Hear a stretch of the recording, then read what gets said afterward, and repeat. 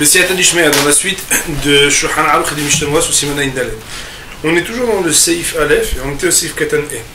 Roe et. Alors je ne sais pas si vous vous rappelez, mais on avait dit que Shulchan Aruch est tranche, comme l'opinion de ceux qui disent que si Libo Roe Ta'erva, si le cœur peut avoir une directe vue de la Erva, donc de l'organe génital, alors on n'avait pas le droit de lire le Kriyat Shema. Alors on nous dit là-dessus le Mishnah Brura, Seif Katan E. Ayen Belech Haïm. Il faudra regarder les paroles du Derech Haïm. D'afilou veut dire que même a posteriori, Mkala Kriyat Shema mitpalel, s'il avait lu le Kriyat Shema et récité la Hamida, Hozel, il devra recommencer. Autrement dit que c'est tellement grave qu'il l'ait fait, c'est que même a posteriori, s'il l'a fait, alors il doit recommencer encore une fois dans une disposition qui est plus propre. Du point de vue d'Allah, bien sûr. Mais c'est aussi comme ça qu'il se comprend des paroles du premier Godim. Siman Ayin Aleph, à l'article Ayin Aleph, Eshel Avram Ot-Ei, dans le Eshel Avram, qui est un des ouvrages du premier Godim, puisque c'est le premier Godim, il a plusieurs ouvrages. Ot-Ei. Od Mouchar Sham, il est aussi montré là-bas, des Kriyat Shema, Hozel Imbil Chotea, que si le Kriyat Shema, on l'a fait quand on n'était pas habillé comme il fallait, c'est-à-dire que le Libo Roe Ta'erva, on devra le recommencer, mais on le recommencera aussi avec une élection. Kalam Belediat Libo, l'Aerva, s'il l'avait lu alors que son cœur voit la Aerva. Il y a critique de Hachamim, que c'est comme ça que Hachamim nous a institué que quoi? Que Behemet, même si Behemet, on avait vu qu'il y avait une différence entre, d'une part, Aino Roe Ta'erva, l'œil qui voit la Aerva, que c'était de Oraita, et que pourtant, Libo Roe Ta'erva, c'était uniquement de Rabbanan, il n'en reste pas moins que, à partir du moment où Hachamim a institué que c'est comme ça que ça doit être lu, alors si on recommence aussi avec l'élection. Mais les autres bénédictions, il y a un doute à avoir.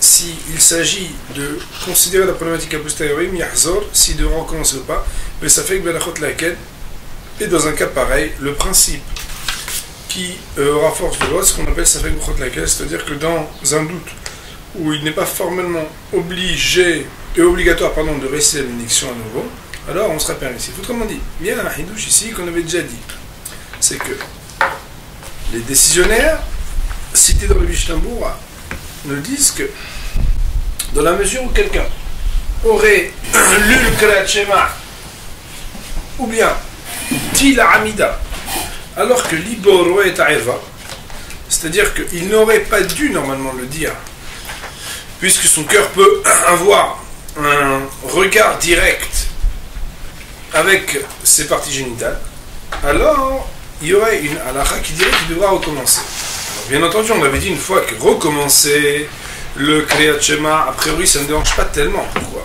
Parce qu'étant donné que recommencer le Kriyat Shema, il s'agit de recommencer quelque chose où il n'y a pas le nom d'Hachem par une bénédiction, mais uniquement le nom d'Hachem par un verset. Un verset, on peut le redire, ça ne pose pas de problème.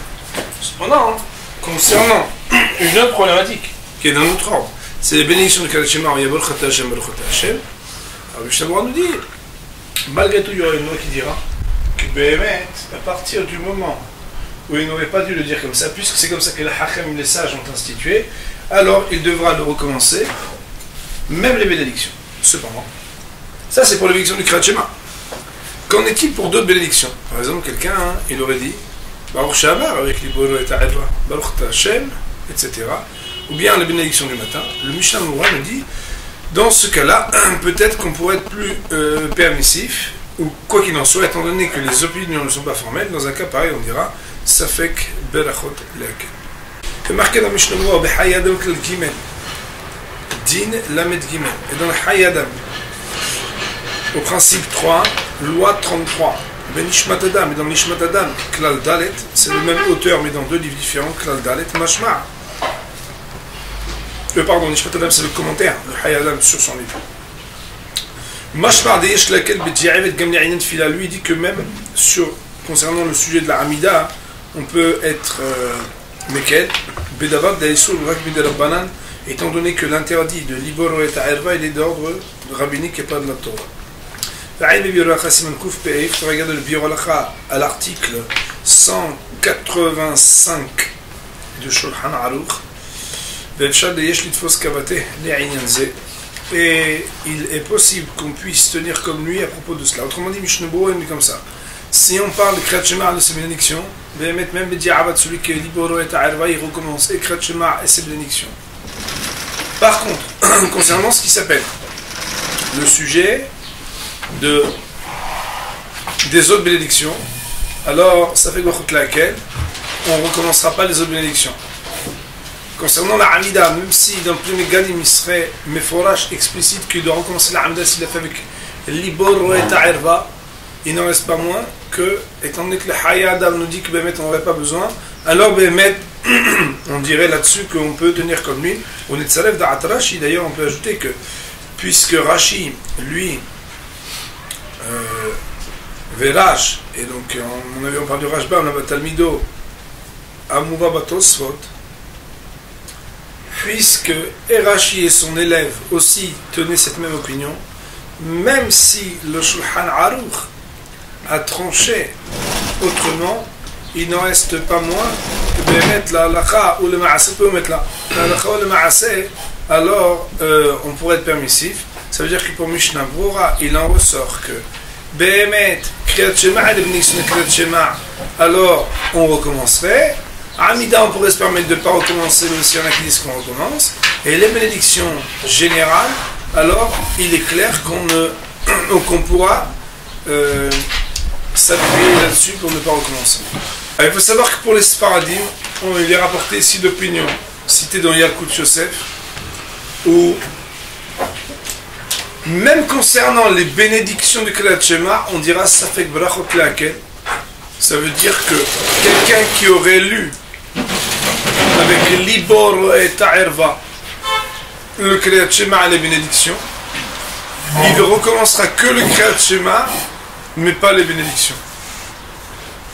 Pourquoi? Parce que vous savez que le principe de Safek Brachot Lehakel pour les Sfaradim a une plus grande force. En tout cas, il a été accueilli d'une manière différente que chez les Ashkenazim. Ça veut dire que même quand Mishnah dit Safek Brachot Lehakel que par rapport, par exemple, aux autres bénédictions, alors les Sfaradim vont le dire ici, même concernant les bénédictions de Kriyat Shema. Ça veut dire que la halakha et le ma'aseh pour les Sfaradim,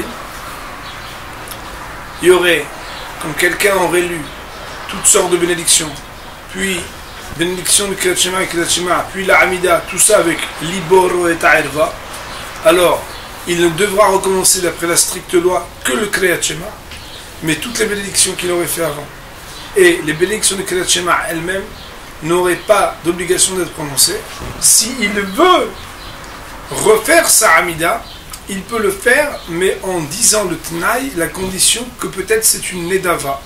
Vous savez qu'à l'époque, il était possible d'initier comme une offrande supplémentaire une tfila, auquel cas cette personne-là, idéalement en ajoutant quelque chose de nouveau dans sa prière, par exemple à la fin de sa prière, puisque c'est la caractéristique de la Nedava qu'elle a une touche personnelle, de dire à Kadosh Baruch Hu, voilà, je ne suis pas sûr d'avoir le droit de refaire cette Hamida. Aussi, je te demande de la recevoir, que si jamais j'aurais dû la faire d'après la stricte loi, alors c'est une tfila. Et sinon, que tu l'accueilles comme une tfilat Nedava. D'après les Ashkenazim, la halakha serait que Kriyat Shema et bénédiction, on est obligé de refaire. Concernant la Hamida, deux avis sont cités dans Mishnah Brura et il penche à dire qu'on pourrait être méquel de ne pas avoir besoin de refaire la Hamida. Et enfin, concernant tout le reste des bénédictions qui ne sont pas les bénédictions du Kriyat Shema ou la Hamida, le Mishnah Brura dit que ça fait laquelle on ne recommencera pas. Il y a marqué dans Mishnah Brura, c'est le Ktan Vav. Roé, Ervat, Havero, s'il voit la nullité de son prochain. Daïnou, Shen, Fsaïk, Ben Libo, Ervat, Havero, ça veut dire qu'il n'y a rien qui fait écran entre sa nullité, pardon, entre son cœur et la nullité de son prochain. Nullité, ça veut dire l'organe génital ici en comme par exemple un cas où ils sont tous les deux couchés, tout nus, mitkassim betali, et ils ont un drap sur eux, et ils sont loin l'un de l'autre. Ça veut dire quoi? C'est-à-dire que leur chair ne se touche pas, leur corps ne se touche pas, mais ils sont un en face de l'autre. Et le bonhomme, pour lui, vis-à-vis de sa propre erva, donnez la page à monsieur. Donc, pour lui-même, il a quelque chose qui fait écran entre son cœur et sa erva. Mais vous savez qu'il y a des cas de figure, vous entendez Rabotai? Rabotai, vous entendez? Il y a des cas de figure où lui, vis-à-vis de son cœur et sa propre herva, il est couvert. Yesh lo hefsek ben libor le herva. Aval pichen asul mishum le libor le herva haber. Il y a des cas de figure où toi, ta herva, elle est couverte, ton cœur, il est couvert par rapport à ta propre herva. Mais ce qui le recouvre n'empêche pas que vis-à-vis de la herva de l'autre, tu puisses ne pas le voir. Ok, comme tu shneim arumim memai. Ou bien, autre cas de figure, c'est si les deux, ils se tiennent dans l'eau. Et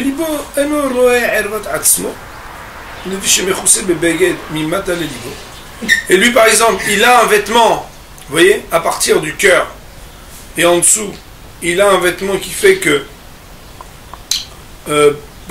en dessous de son cœur il a un vêtement et donc il ne voit pas son cœur, sa propre herva. Et là chez Roé hervat havero, mais qu'il voit la hervat havero, la herva de son prochain, chez Roé Khoussé, qui par exemple n'est pas couvert. Assour, alors là ça sera interdit. Même si ses yeux sont à l'extérieur de l'eau, car malgré tout son cœur voit. Autrement dit, bon, il va raboter, ça veut dire comme ça. Le Mishnah Moura, il a juste été toré, il s'est fatigué à expliquer un cas de figure, ou a priori rabotaille. Si on est dans un cas où Behemet, on a libor ervat havero. Alors, c'est dans quel cas de figure qu'on parle? Dit Mishnah Moura, c'est soit un cas de figure où ton cœur il est couvert par rapport à ta herva, mais il n'est pas couvert par rapport à la herva de l'autre.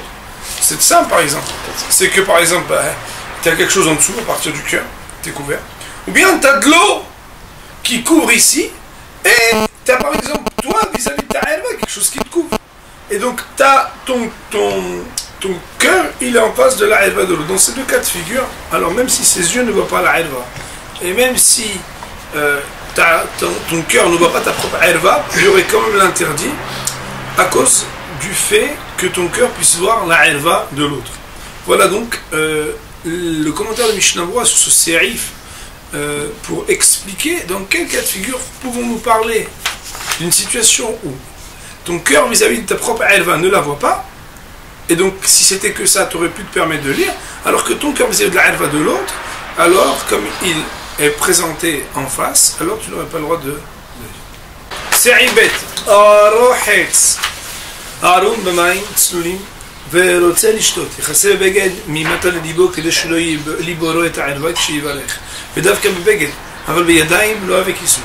אגב, והוא הדין אם מכסה ראשו בידיו, לא מקרה כיסוי הראש, עין לקמן, סימן צדיק א'. ואם היו המים העקורים, שאין איבריו נראים בהם, מותר לקרות, והוא בתוכן, והוא שלא יהיה ריחן רע. Qu'est-ce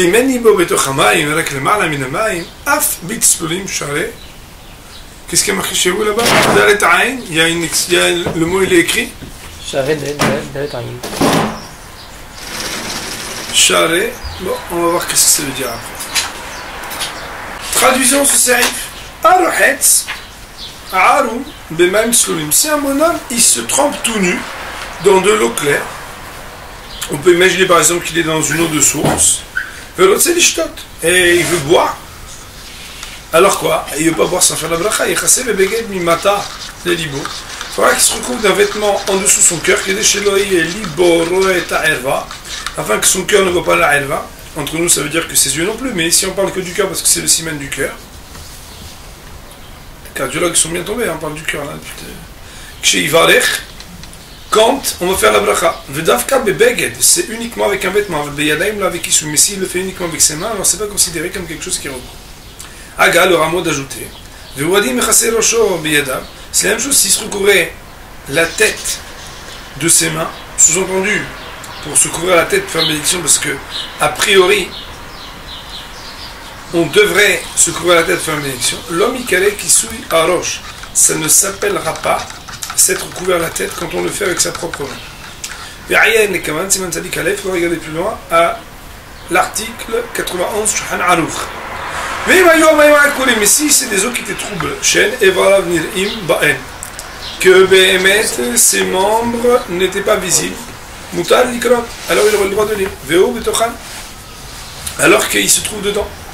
Autrement dit, à partir du moment où il y a une sorte d'opacité de l'eau, je ne sais pas comment on appelle ça, pas une grande transparence, alors le Maaseh, il n'y aura pas de problème.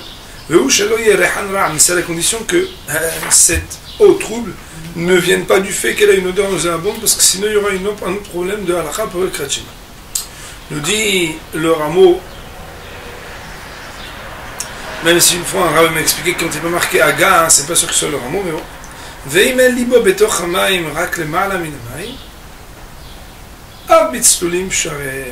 Mais si son cœur est au-dessus de l'eau, alors même si l'eau est claire, alors ça serait permis.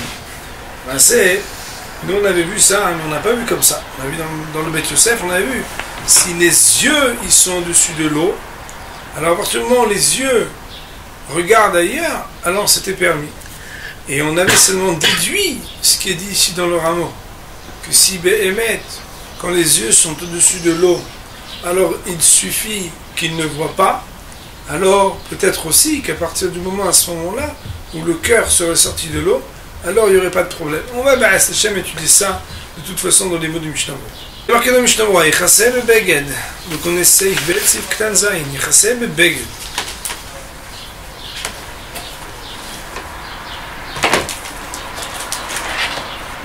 Pirouche, on veut expliquer ici des Hamaïm que les eaux, malgré le fait qu'elles soient claires, Mikol Makam, malgré tout, Mahane Kisui, on peut quand même se recouvrir.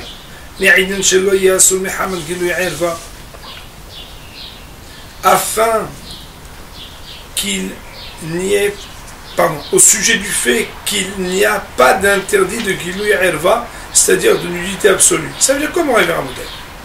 Ça veut dire que, à partir du moment où la personne aurait quelque chose qui couvre entre son cœur et le bas de son corps, alors il n'y aurait pas de problème de pouvoir lire une beracha. Et c'est à la condition qu'il sorte sa tête à l'extérieur de l'eau. Donc non seulement que la tête soit à l'extérieur, mais aussi qu'il ne regarde pas la erva. Puisque l'eau est claire, si on regardait, il aurait pu la voir. Ça veut dire, Rabotai, qu'en réalité, quand on dit que il faut recouvrir son cœur qui est à l'intérieur de l'eau d'un vêtement, on parle du cas de figure où ça suffirait qu'il recouvre que son corps, que son cœur. Ça veut dire qu'il met quelque chose que ici. Et il est tout nu en dessous. Ah, les Maaseh, il y a un problème absolu qui a une nudité apparente. Non. Pourquoi? Parce qu'il est sous l'eau. Ah, il y a un problème que ses yeux voient la Elva. Non, sa tête est à l'extérieur de l'eau. Oui, mais s'il fait comme ça, nous dit Mishnah Broura, non, ce qu'on apprend ici, c'est que Glilou et Elva, nudité absolue, ça c'est quand tu es à l'air pur. Mais quand tu es dans l'eau, il n'y a pas de problème. Libor et ta Elva, c'est la condition Shhanaro que tu couvres. Si le cœur était à l'extérieur, il y a marqué dans le rameau qu'il n'y aurait pas de problème. Pourquoi? Parce que tu es dans un autre espace. Que tes yeux puissent voir la Elva. Non, pourquoi? Parce qu'il y a une condition qu'il ne faut pas regarder. Kevan Shaman Tsulim Benir Ed Bem Elvato. Il y a marqué dans le Mishnah Kevan Shaman Tsulim Benir Ed Bem Elvato, puisque l'eau elle est claire et qu'il voit sa Elva. Et là, Sha'adan Yishisoul Mishum Nibor et ta Elva. Mais qui reste quand même l'interdit que son cœur il voit la Elva parce qu'elle est sous l'eau. Kevan Shalim Elva Bamaim, puisque le cœur il est avec la Elva dans l'eau.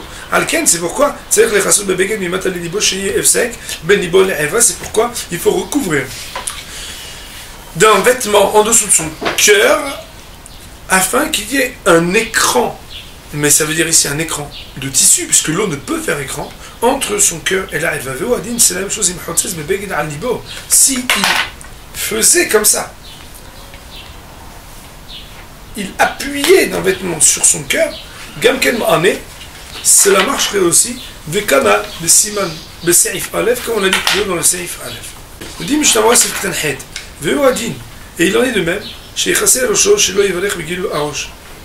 Ça veut dire que chez Ivalech, c'est la même chose, qu'il ne pourra pas s'en recouvrir de ses mains sa tête, afin de ne pas transgresser l'interdit de prononcer une bénédiction quand la tête est découverte. C'est que telle tête. Avant de Beyadaï, revoyons sur quoi ça se rapporte. On est dans la deuxième ligne en haut, il est marqué mais si Behemet, il se recouvrait avec ses mains. Ben Imechase nous dit Mishnah Broura Alibo Oben libo la herva, qu'il s'agisse d'un cas où il se recouvre sur son cœur. Ben imechase al libo, ou ben libo la herva. Qu'il s'agisse d'un cas où il recouvre son cœur, ou bien qu'il recouvre quelque chose qui est entre le cœur et la herva. Autrement dit, Rabotai, à partir du moment où, même si ce n'est pas le cœur qui est recouvert, mais à partir du moment où entre la herva et le cœur, il y a quelque chose qui fait écran, alors, si c'est avec ses mains, ça serait pas bon. À moins que il appuie très fort pour enlacer de ses bras, comme ça, regardez. Kidel Kaman, comme on va l'apprendre plus loin. Et quelle est la raison pour laquelle cela ne marcherait pas? Alors ça, c'est un sujet qu'on va apprendre dans Seif Gimen. J'ai vu ce matin le Beth Yosef. On l'a pas encore vu. Et la raison, elle est des en gouf mechase gouf. Qu'un cœur, pardon, un corps ne peut pas recouvrir un corps. Ça veut dire le même corps. Mais dans le cas, il y a d'aïm guidé, et c'est exclusivement et uniquement avec ses propres mains. Mais si l'autre, il vous recouvre votre cœur, alors ça marcherait.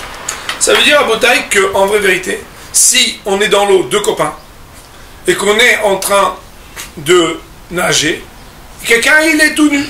Le maassé, il est le cœur sous l'eau, la tête à l'extérieur de l'eau.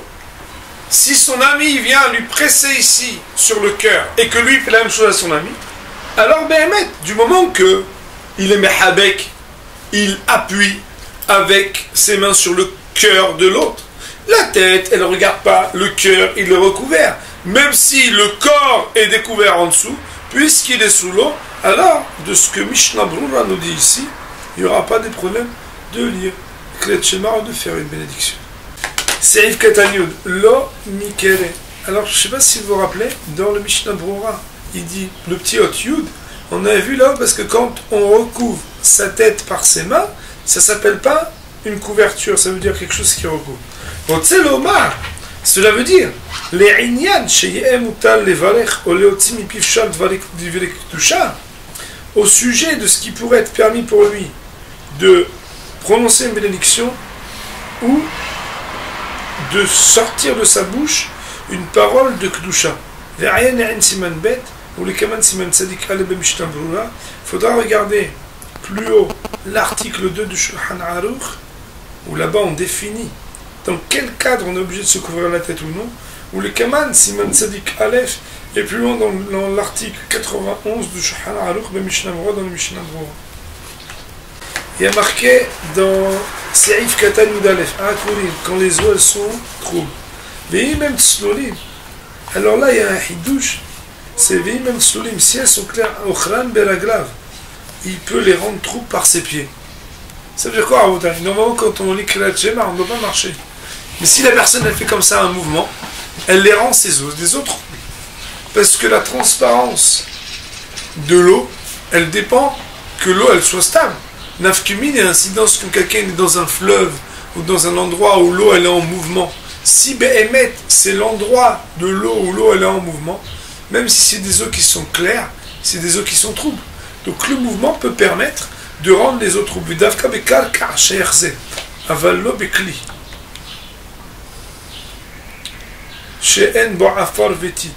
Ce qui est permis ici, c'est uniquement quand on est au contact au sol, que si on bouge les pieds, le fait que les pieds remuent de la terre ou du sable transforme une eau qui n'était pas trouble en eau trouble.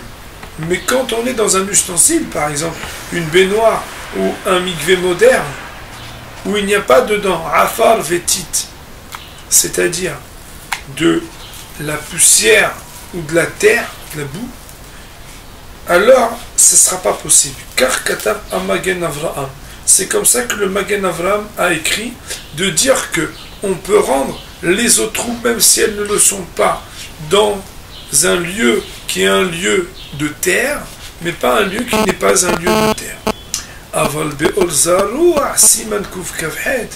Mais pour le Or Zaroua, à l'article 128, Katav dafilu beroh etzet atzmo begigit shayach ze. Il a écrit que même s'il se lave dans Gigit, Gigit ici ça voudra dire une sorte de baignoire, on le pourrait. Autrement dit, Moraï Verabotai, la mahloket entre Magen Avraham et le Or Zarua, c'est de savoir combien de troubles suffit-il pour pouvoir lire le Kriyat Shema. Est-ce que trouble, ça veut dire trouble à cause d'une matière qui rend trouble la couleur de l'eau, ou bien trouble, ça veut juste dire que si je regarde, au moment où je regarde, je ne peux distinguer comme si l'eau était claire. Pour le Magen Avraham, la limitation à dire qu'on parle que dans un endroit où il y a de la terre, c'est parce que pour lui trouble, ça veut dire que Behemet, à partir du moment où elle a cette couleur, alors tu ne peux pas voir, alors que pour l'Or Zaroua, on pourrait comprendre que le simple fait que ce ne soit pas aussi transparent que ce n'a l'été, puisqu'il y a un mouvement, même si en soi, aucune matière ne se distille pour changer et on va dire, influencer l'opacité de l'eau et atteindre sa transparence, malgré tout, c'est quelque chose qui serait permis. Nous dit le Mishnah Brura, Serif Katan Yudbet. L'odeur elle est mauvaise. Aïn Kaman Siman Peva, il y a un peu loin, à l'article 86, le Mishnah Brura et de Mishnah Brura là-bas. Ça veut dire pour apprendre les lois de ce qui est permis et interdit au niveau d'une mauvaise odeur. Rak le Ma'ala, Youssef Katan Yudgimel, ça veut dire quoi? Regardez ce qui est marqué. Sif Katan Yudgimel est marqué que si il a son cœur, si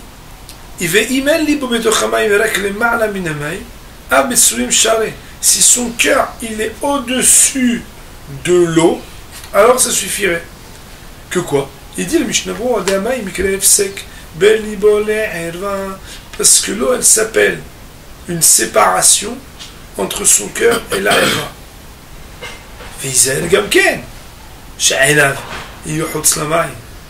Et il faudra faire aussi attention que ses yeux soient à l'extérieur de l'eau. Et comme on a dit plus haut, non seulement ceux de l'extérieur, mais aussi qui ne regardent pas la herva avec canal.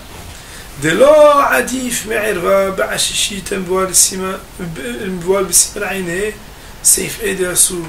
Car ça ne sera pas meilleur que le cas où la herva est derrière une sorte de vitre,